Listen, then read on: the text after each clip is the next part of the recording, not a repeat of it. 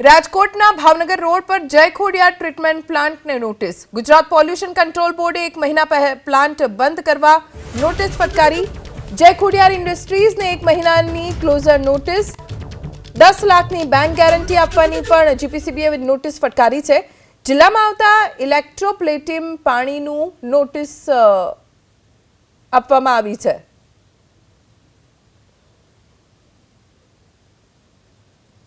સંજયભાઈ, શું આખી હકીકત છે? કેમ નોટિસ ફટકારવામાં આવી? આ જે પ્રદૂષિત પાણી છે એનું ટ્રીટમેન્ટ નહોતું થતું, શું આખી હકીકત છે? આ બારેમાં અમારે એમ જણાવવાનું છે કે આમના માટે ગાંધીનગરથી અમારે ઇન્સ્પેક્શન પણ આવેલું હતું 28 કે, અને એમાં જનરલ મુદ્દાઓ એ લોકોએ અમને આપે। જ્યારે ઇન્સ્પેક્શન આવતું હોય તો જનરલ મુદ્દા એ લોકો અમને રજૂ આપતા હોય। અમે એનો ઓલરેડી જવાબ 4-2 આપી દીધેલ છે। એ 4-2 જવાબ આપી દીધેલ છતાં 11-2 અમને એવું જણાવવામાં આવ્યું છે કે આપે જવાબ રજૂ કર્યા નથી અને અમને નોટિસ મારવાની આવી છે।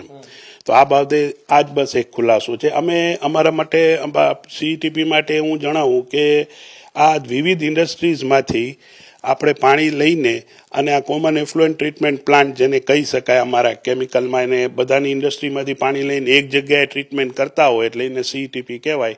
એનું ટ્રીટમેન્ટ અમે આ જગ્યાએ કરીએ છીએ। આ પ્લાન્ટ રાજકોટમાં તો ઠીક છે, પણ ભારતનો પણ સૌથી પહેલામાં પહેલો પ્લાન્ટ ઇન્સ્ટોલ થયેલો છે, જે વર્ષોથી આમાં આ રીતના બધા ઇન્ડસ્ટ્રીના ગ્રોથમાં અને એમાં બહુ મોટો ભાગ ભજવે છે। ખરેખર ટ્રીટમેન્ટ કરવામાં આવે છે કે કાગળ ઉપર પ્લાન્ટ છે? ના, ટ્રીટમેન્ટ તો થતી જ હોય ને, કારણ કે આને ઘણા વર્ષો થઈ ગયા પ્લાન્ટમાં। દર 5-5 વર્ષે અમે આને રિન્યુઅલ કરવામાં આવે છે। અત્યારે પણ રિન્યુઅલનો ટાઈમ છે અને એ સંદર્ભે જ અમારે ઇન્સ્પેક્શન આવેલું હતું અને જે એમને પ્રશ્નો માંગ્યા એના ઓલરેડી અમે જવાબ 4-2 આપી દીધેલા છે। છતાંય આ 11-2 એ રીતની અમને ફરીથી નોટિસ આપવામાં આવી છે કે જેમાં એમ જણાવું કે તમે એ રજૂ જવાબ કર્યા નથી। એના જે જનરલ નોટિસનો જવાબ અમે 4-2 આપેલો છે અને એ રિટર્ન અમે ઓલરેડી સાઇટ ઉપર પણ અપલોડ કરેલું છે। છતાંય 11-2 એવું અમને જણાવવામાં આવ્યું છે કે નોટિસ ફરીથી આપવામાં આવી છે કે તમે જવાબ રજૂ નથી કર્યો। અમારી પાસે ઓલરેડી ઇનવર્ડ કોપી છે, એ જે અમે તમને કોપી પણ આપી શકીએ છીએ, આપ પોતે પણ જોઈ શકો છો કે અમે ઓલરેડી એનો જવાબ આપી જ દીધેલો છે। ચોક્કસ જગદીશભાઈ, જે જય ખોડિયાર ઇન્ડસ્ટ્રીઝ છે, જય ખોડિયાર ટ્રીટમેન્ટ પ્લાન્ટ છે, એના માલિક છે અને જે ભાજપના અગ્રણી ભૂપતભાઈ બોદર છે એમના ભાઈ છે, આપણે એમની સાથે વાત કરીશું। શું આખી હકીકત છે જગદીશભાઈ? આ પોલ્યુશન કંટ્રોલ બોર્ડે નોટિસ આપને આપી છે, પ્લાન્ટ ખરેખર હાલે છે કે નથી હાલતો?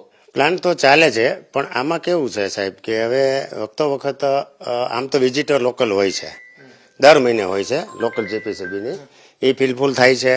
આપણે પાણી કલેક્શન થાય છે। નાના નાના કારખાનાઓ જે રાજકોટના છે, ટૂંકમાં 160 કે 80ની આસપાસ, બરાબર, એ બધાનું પાણી આપણું એક કલેક્શન વ્હીકલ છે, એ લઈ આવે છે। ક્રોમ પ્લાન્ટના પાણી આપણે લઈએ છીએ, એનું ટ્રીટમેન્ટ પણ થાય છે। એ પાણી આપણે ઝાડવાને છોડવા લાયક પાણી બનાવીએ છીએ। ક્યાંય પણ કોઈ જગ્યાએ પ્રિમાઇસીસમાં છોડવામાં આવતું નથી। છતાં પણ આ નોટિસ આવી છે। એમાં હું તમને સાહેબ બીજી એક વસ્તુ કહી દઉં કે OCEMS માટે અમારા કન્સલ્ટન્ટો અને અમારા જે સ્ટાફ મેમ્બરો છે એ લગભગ 10 થી 15 વખત ગાંધીનગર રજૂઆત પણ કરી છે ઓફિસરોને। એમાં જ્યારે પણ જાય છીએ અમે, અહીંયા તો સિસ્ટમ છે જ, પણ જ્યારે પણ જાય ત્યારે ઓફિસર એવું કહે છે કે ભાઈ થઈ જશે। એ વખતો વખત એના પોઈન્ટ્સની નોટિસો અમને લગભગ એ પોઈન્ટ્સની 2 થી 3 વખત આવેલી છે। આ OCM નું જે આપણે કનેક્શન જે કરવાનું મતલબ જીપીસીએસ, બરાબર, તો એના માટે અમારી તૈયારી ઓલરેડી છે, અમારે અહીંયા લગાવેલું છે, પણ ત્યાં એમનું જે સર્વર છે એમાં કનેક્શન મળતું નથી। યસ, જીપીએસનું। તો એ પણ અમે વખતો વખત રજૂઆત ત્યાં ઓફિસરોને કરેલી છે, એનું સોલ્યુશન અમને મળ્યું નથી।